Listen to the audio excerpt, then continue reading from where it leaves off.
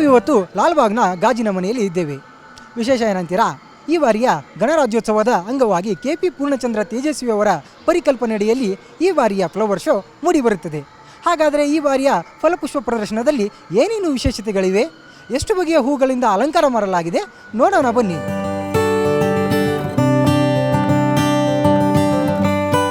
ಸಸ್ಯಕಾಶಿ ಲಾಲ್ಬಾಗ್ನಲ್ಲೀಗ ತೇಜಸ್ವಿ ಲೋಕವೊಂದು ತೆರೆದುಕೊಂಡಿದೆ.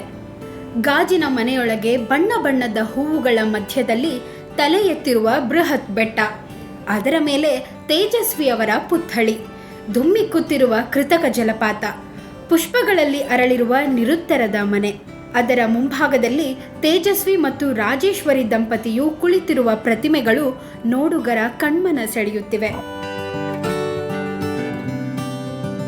ತೋಟಗಾರಿಕೆ ಇಲಾಖೆಯಿಂದ ಗಣರಾಜ್ಯೋತ್ಸವದ ಅಂಗವಾಗಿ ಹಮ್ಮಿಕೊಂಡಿರುವ ಈ 219ನೇ ಫಲಪುಷ್ಪ ಪ್ರದರ್ಶನಕ್ಕೆ ಉಪಮುಖ್ಯಮಂತ್ರಿ DK ಶಿವಕುಮಾರ್ ಬುಧವಾರ ಚಾಲನೆ ನೀಡಿದರು.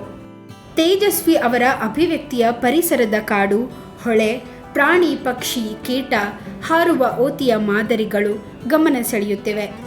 ಗಾಜಿನ ಮನೆಯ ಹಿಂಭಾಗದಲ್ಲಿ ಕೃತಕ ಕಾಡಿನ ಮಧ್ಯದಲ್ಲಿ ಕರ್ವಾಲೋ ಕಾದಂಬರಿ ಪಾತ್ರವಾದ ಕಿವಿನಾಯಿ, ಕರಿಯಪ್ಪ, ಮಂದಣ್ಣ, ತೇಜಸ್ವಿ ಅವರ ಆಸಕ್ತಿಯನ್ನು ನೆನಪಿಸುವ ಹಾರುವ ಓತಿ, ಮಿಡತೆ, ಜೇನುಹುಳು ಸೇರಿದಂತೆ ವಿವಿಧ ಪ್ರಾಣಿ ಪಕ್ಷಿಗಳು ಪ್ರೇಕ್ಷಕರನ್ನ ಕೈಬೀಸಿ ಕರೆಯುತ್ತಿವೆ.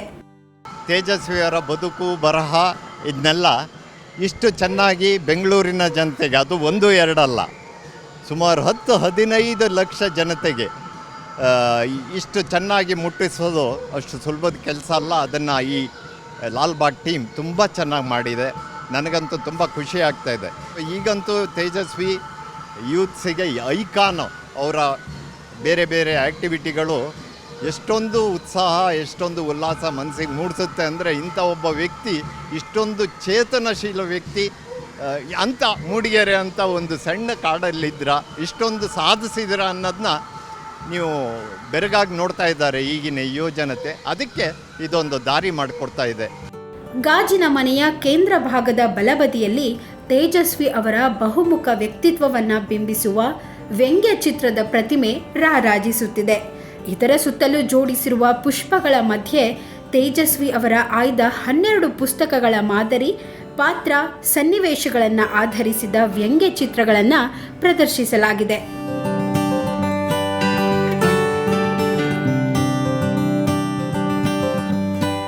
ಗಾಜಿನ ಮನೆಯ ಕೇಂದ್ರ ಭಾಗದ ಎಡಬದಿಯಲ್ಲಿ ಕುವೆಂಪು ರೂಪಿಸಿದ ಮಂತ್ರಮಾಂಗಲ್ಯ ಮಾದರಿಯಲ್ಲಿ ಮೊಟ್ಟ ಮೊದಲಿಗೆ ಮದುವೆಯಾಗಿ ನಾಡಿನಲ್ಲಿ ವೈಚಾರಿಕ ಕ್ರಾಂತಿಗೆ ನಾಂದಿ ಹಾಡಿದ ತೇಜಸ್ವಿ ರಾಜೇಶ್ವರಿ ಅವರ ಸರಳ ಮದುವೆ ಸನ್ನಿವೇಶವನ್ನು ವರ್ಟಿಕಲ್ ಮಾದರಿ ಗಾರ್ಡನ್ನಲ್ಲಿ ರೂಪಿಸಲಾಗಿದೆ. ಇಲ್ಲಿ ತೇಜಸ್ವಿ ರಾಜೇಶ್ವರಿ ಅವರ ವಿವಾಹವನ್ನು ಕುವೆಂಪು ನೆರವೇರಿಸುತ್ತಿರುವ ಪ್ರತಿಮೆಗಳು ನೋಡುಗರ ಗಮನ ಸೆಳೆಯುತ್ತಿವೆ. ಇದಕ್ಕಾಗಿ ಒಟ್ಟು 2.40 ಲಕ್ಷ ಗಿಡಗಳನ್ನು ಬಳಕೆ ಮಾಡಲಾಗಿದೆ.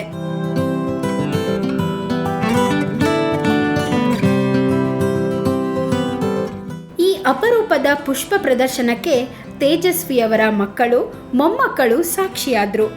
ನಮ್ಮ ತಂದೆ ಹೋಗಿ ಹತ್ತತ್ರ 20 ವರ್ಷ ಆಯಿತು. ಅದಾದ್ರೂ ಅವರನ್ನು ಇಷ್ಟೊಂದು ಕರ್ನಾಟಕ ಜನತೆ ಸಂಭ್ರಮಿಸ್ತಾ ಇದೆ. ಅದನ್ನು ನೋಡಿ ನಂಗೆ ಇನ್ನೂ ಸಂಭ್ರಮ ಆಗ್ತಾ ಇದೆ. ಒಟ್ಟಿನಲ್ಲಿ ತುಂಬ ಒಳ್ಳೆ ಫೀಲಿಂಗ್ಸ್ ಬರುತ್ತೆ ಇಲ್ಲಿ ಒಳಗೆ ಬಂದು ನೋಡಿದಾಗ. ತೇಜಸ್ವಿ ಅವ್ರನ್ನ ಬಿಂಬಿಸುವಂಥ ಪ್ರತಿಮೆಗಳಿದಾವಲ್ವ, ಅವು ನೋಡಿ ನನ್ನ ಮನಸ್ಸಲ್ಲಿ ಹಳೆವೆಲ್ಲ ನೆನಪು ಬಂತು. ಆಮೇಲೆ ಇಲ್ಲಿ ಸುತ್ತಮುತ್ತ ಎಲ್ಲ ತೇಜಸ್ವಿ ಅವ್ರ ಬಗ್ಗೆ ಹಾಕಿದಾರಲ್ಲ, ಸುಮಾರಾಗಿ ಇವುಗಳನ್ನು ನೋಡ್ಕೊಂಡು ಬಿಟ್ಟರೆ ಬಹುಶಃ ತೇಜಸ್ವಿ ಅವ್ರ ಬಗ್ಗೆ ಎಲ್ಲ ಏನೇನು ತಿಳ್ಕೊಬೇಕೋ ಎಲ್ಲ ಗೊತ್ತಾಗೋಗ್ಬಿಡುತ್ತೆ. ಇನ್ನು ಅವರ ವ್ಯಕ್ತಿತ್ವ ತಿಳ್ಕೊಬೇಕು ಅಂದರೆ ಅವ್ರ ಪುಸ್ತಕ ಓದ್ಬೋದು, ಬಟ್ ಕ್ವಿಕ್ಕಾಗಿ ಒಂದು ಸ್ವಲ್ಪ ಗೊತ್ತಾಗಬೇಕು ಅಂದರೆ ಇಲ್ಲಿ ಎಲ್ಲ ಇದೆ. ಆಮೇಲೆ ಅದಕ್ಕೆ ತಕ್ಕಂತೆ ಸರಿಯಾಗಿ ಇವುಗಳನ್ನು ಮಾಡಿದ್ದಾರೆ. ಹಾಗಾಗಿ ಇದು ತುಂಬ ಸಂತೋಷ ಕೊಟ್ಟಿದೆ. ಪುಷ್ಪ ಪ್ರದರ್ಶನವು ತೇಜಸ್ವಿಯವರ ಬದುಕನ್ನು ತುಂಬಾ ಸುಂದರವಾಗಿ ಚಿತ್ರಿಸಿದೆ ಎಂಬ ಸಂತಸ ಇಲ್ಲಿಗೆ ಭೇಟಿ ನೀಡಿದ ಸಾರ್ವಜನಿಕರದ್ದಾಗಿತ್ತು. ನಾನು ಆ್ಯಕ್ಚುಲಿ 40 ವರ್ಷ ಆದಮೇಲೆ ಫ್ಲವರ್ ಶೋಗೆ ಬಂದಿದ್ದೀನಿ. 5 ವರ್ಷ ಇದ್ದಾಗ ಬಂದಿದ್ದೆ, ಅದಾದಮೇಲೆ ಮಿಸ್ ಆಯಿತು. ಈ ಸಲ ತುಂಬಾ ಸಂತೋಷ. ಈ ಥೀಮ್ ನೋಡಿಬಿಟ್ಟು ತುಂಬ ಚೆನ್ನಾಗಿ ಮಾಡಿದ್ದೀರಾ. Thank you.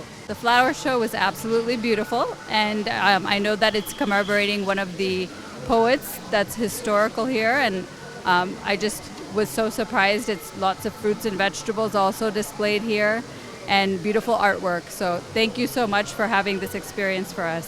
ಕೊಟ್ಟಿಗೆಹಾರದಿಂದ ಇಲ್ಲಿಗೆ ನಾವು ಲಾಲ್ಬಾಗ್ಗೆ ಫ್ಲವರ್ ಶೋ ಮುಖಾಂತರ ಅದನ್ನು ಜನಗಳಿಗೆ ತಿಳಿಸಬೇಕು ಅಂತ, ಮತ್ತು ತೇಜಸ್ವಿ ಅವರ ಬದುಕು ಬರಹನ ಹೆಚ್ಚು ಜನರಿಗೆ ಪ್ರಚಾರ ಮಾಡಬೇಕು ಅನ್ನೋ ಉದ್ದೇಶದಿಂದ ಬೈಕ್ ರೈಡ್ ಮಾಡ್ಕೊಂಡು ಬಂದಿದ್ದೀವಿ. ಹೆಚ್ಚು ಕಡಿಮೆ 300 ಕಿಲೋಮೀಟ್ರು. ಇವತ್ತಿನ ಅಂದರೆ ಈ ಬಾರಿಯ ಫ್ಲವರ್ ಶೋ ಏನಿದೆ ತುಂಬ ಡಿಫ್ರೆಂಟಾಗಿ ಆಗಿದೆ.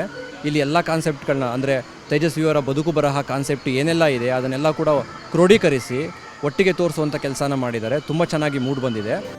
ಮುಂದಿನ ಪೀಳಿಗೆಗೂ ಪರಿಸರ ಪ್ರೇಮ, ವೈಜ್ಞಾನಿಕ ಮನೋಭಾವ ಮೂಡಿಸುವ ಆಶಯಕ್ಕೆ ತಕ್ಕಂತೆ ಈ ಪ್ರದರ್ಶನವನ್ನು ರೂಪಿಸಲಾಗಿದೆ. ನಮ್ಮ ಮುಂದಿನ ಪೀಳಿಗೆಗೆ ಯಾವ ತರಹ ನಾವು ನಮ್ಮ ಪರಿಸರದ ಬಗ್ಗೆ ಮತ್ತು ನಮ್ಮ ಜೈವಿಕ ಜೀವನದ ಬಗ್ಗೆ ತಿಳಿಸ್ಕೊಡ್ಬೋದು, ಅದು ಕೂಡ ಒಂದು ಸಾಧ್ಯತೆ ಇದೆ. ಖಂಡಿತ ಎಲ್ಲರೂ ಬನ್ನಿ, ಇದನ್ನು ವೀಕ್ಷಣೆ ಮಾಡೋದು ಅವಶ್ಯಕತೆ ಅಂತ ನಾನು ಅಂದ್ಕೊಳ್ತಾ ಇದ್ದೀನಿ. ಜನವರಿ 26ರವರೆಗೆ ಇರುವ ಈ ಪುಷ್ಪ ಪ್ರದರ್ಶನದ ಪ್ರವೇಶಕ್ಕೆ ವಯಸ್ಕರಿಗೆ 80 ರೂಪಾಯಿ, ರಜಾ ದಿನಗಳಲ್ಲಿ 100 ರೂಪಾಯಿ ಹಾಗೂ ಮಕ್ಕಳಿಗೆ 30 ರೂಪಾಯಿ ಶುಲ್ಕ ನಿಗದಿಪಡಿಸಲಾಗಿದೆ. ಸಮವಸ್ತ್ರ ಧರಿಸಿ ಬರುವ ಶಾಲಾ ವಿದ್ಯಾರ್ಥಿಗಳಿಗೆ ಪ್ರವೇಶ ಉಚಿತವಾಗಿರುತ್ತದೆ. ಬೆಳಗ್ಗೆ 6 ಗಂಟೆಯಿಂದ ಸಂಜೆ 7ರವರೆಗೆ ಪ್ರದರ್ಶನ ಇರಲಿದೆ.